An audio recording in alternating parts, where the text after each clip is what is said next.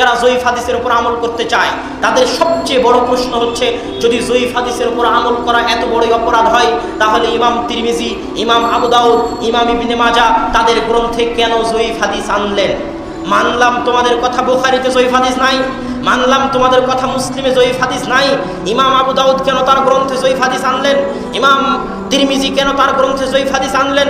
ইমাম ইবনে মাজাহ কেন তার গ্রন্থে জয়ীফ হাদিস আনলেন? তোমরা কি তাদের চাইতে বড় পণ্ডিত? তারা কি বুঝতেন না যে জয়ীফ হাদিসের উপর আমল করা হবে না? তারপরেও কেন তারা তাদের গ্রন্থে জয়ীফ হাদিস এনেছেন? এই প্রশ্ন, এই অভিযোগ তাদের পক্ষ থেকে উত্থাপন করা হয়। এর জবাব আমি না, মুহাদ্দিসগণ দিয়ে গেছেন, যুগে যুগে সকল মুহাদ্দিস দিয়ে গেছেন। ইবনে হাজার আসকালানী বলেন, ইমাম নববী বলেন, ইমাম খাত্তাবী বলেন, তারা সকলেই এই প্রশ্নের জবাব দিয়ে গেছেন। এই প্রশ্নের জবাবে তারা বলেছেন, যারা মূলত এই প্রশ্ন করে তাদের মধ্যে অজ্ঞতা আছে। তারা কোনোদিন সুনানে তিরমিজি, সুনানে ইবনে মাজাহ, সুনানে আবু দাউদ বুঝে পড়ার চেষ্টা করে। যদি বুঝে পড়তো তাহলে তারা দেখতো ইমাম তিরমিজি রাহিমাহুল্লাহ বলতেছেন আল ইলালুস সাগীরের মধ্যে, যেটা তার তিরমিজির ভূমিকা বলা যায়, সেই ইলালুস সাগীরের মধ্যে তিনি বলতেছেন যে আমি ওই সমস্ত হাদিস জমা করার চেষ্টা করেছি যেগুলো থেকে ফকিহগণ ইস্তেদলাল করেছেন, দলিল নিয়েছেন। ইমাম তিরমিজি বলেননি যে আমি ওই সমস্ত হাদিস জমা করার চেষ্টা করেছি যা সহিহ, এ কথা ইমাম তিরমিজি বলেননি। ইমাম তিরমিজি বলতেছেন আমি আমার গ্রন্থ লেখার উদ্দেশ্য কি? আমার লেখার উদ্দেশ্য হচ্ছে ওই সমস্ত হাদিস জমা করতেছি যা থেকে ফকিহগণ দলিল নিয়েছেন। এই জন্য দেখবেন ইমাম তিরমিজি তার সুনানে তিরমিজির মধ্যে একই সাথে প্রথমে জোরে আমিনের অধ্যায়, তারপরে আস্তে আমিনের অধ্যায়, পরস্পর। কেন? তার উদ্দেশ্য হচ্ছে এটা দেখানো যে একদল ফকিহের নিকটে জোরে আমিন আর আরেকদল ফকিহের নিকটে আস্তে আমিন। তার বই লেখার উদ্দেশ্য হচ্ছে ফকিহদের কার কি মত এবং সেই মত তারা কোন হাদিস থেকে দলিল নিয়েছেন, সে হাদিস জয়ীফ কি সহিহ, এর সাথে ইমাম তিরমিজির কোনো লেনাদেনা নাই। ফকিহরা কোন হাদিস থেকে দলিল নিয়েছেন সেই হাদিসকে তিনি জমা করেছেন। দ্বিতীয় জবাব, স্বয়ং ইমাম তিরমিজি রাহিমাহুল্লাহ তার গ্রন্থের মধ্যে হাদিসকে জয়ীফ বলে গেছেন। বহু হাদিসকে ইমাম তিরমিজি নিজে জয়ীফ বলেছেন। হাদা হাদিসুন গরীবুন, যখন ইমাম তিরমিজি শুধু গরীব বলেন তখন উদ্দেশ্য হয় যে হাদিস জয়ীফ। যেখানে স্বয়ং ইমাম তিরমিজি যার হাদিস, তার হাদিসকে জয়ীফ বলতেছেন, সেখানে আপনি কে বলার যে ইমাম তিরমিজি তার গ্রন্থে হাদিস এনে সেই জন্য হাদিস গ্রহণযোগ্য? তাহা মিথ্যা কথা।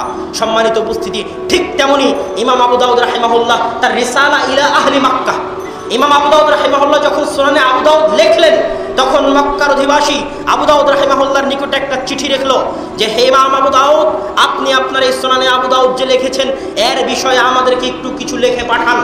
তখন আবু দাউদ রাহিমাহুল্লাহ একটা চিঠি লিখলেন মক্কাবাসীর উদ্দেশ্যে, যা আজও প্রকাশিত রিসালা ইলা আহলে মক্কা নামে। ওই গ্রন্থের মধ্যে তিনি বলতেছেন যে আমি আমার এই গ্রন্থে ওই সমস্ত হাদিস জমা করার চেষ্টা করেছি যেগুলো থেকে ফকিহগণ ইস্তেদলাল করেছেন। সহিহ জয়ীফ দিয়ে কথা নয়, বরং আমার এই গ্রন্থের মধ্যে জয়ীফ হাদিসও আছে, এই কথা তিনি নিজে স্বীকার করতেছেন। আরও বলতেছেন যেগুলো কঠিন দুর্বল হাদিস, আমি ইমাম আবু দাউদ নিজে থেকে সেগুলো বলে দিয়েছি যে হাদিসগুলো কঠিন দুর্বল হাদিস, আর যেগুলো হালকা দুর্বল সেগুলোর ক্ষেত্রে আমি কোনো মন্তব্য করিনি। তবে এই গ্রন্থ লেখার উদ্দেশ্য হচ্ছে যে ফকিহগণ যে হাদিসগুলো থেকে দলিল নিয়েছে সেই হাদিসগুলো জমা করা। আমার উদ্দেশ্য এটা নয় যে এর মধ্যে সহিহ হাদিস জমা করব।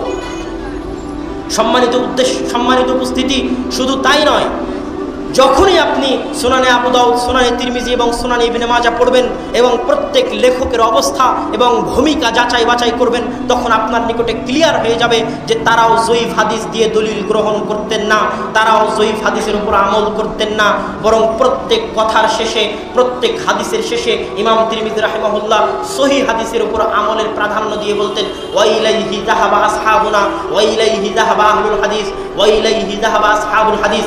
দুটি হাদিস এনেছেন, জয়ীফ হাদিস, সহিহ হাদিস। যে ফকিহ যে মত পেশ করেছে সকলের মন্তব্য, সকলের দলিল এনেছেন, তারপরে নিজে থেকে প্রাধান্য দিয়েছেন যে এই হাদিসটাই বেশি মজবুত আর এই হাদিসের উপরে আমল করেছে আহলে হাদিসরা। আহলে হাদিস কথাটা ইমাম তিরমিজি রাহিমাহুল্লাহ তার সুনানে তিরমিজি 400 বারেরও অধিক ব্যবহার করেছে। আহলে হাদিস কথাটা ইমাম তিরমিজি তার সুনানে তিরমিজির মধ্যে 400 বারেরও অধিক ব্যবহার করেছে।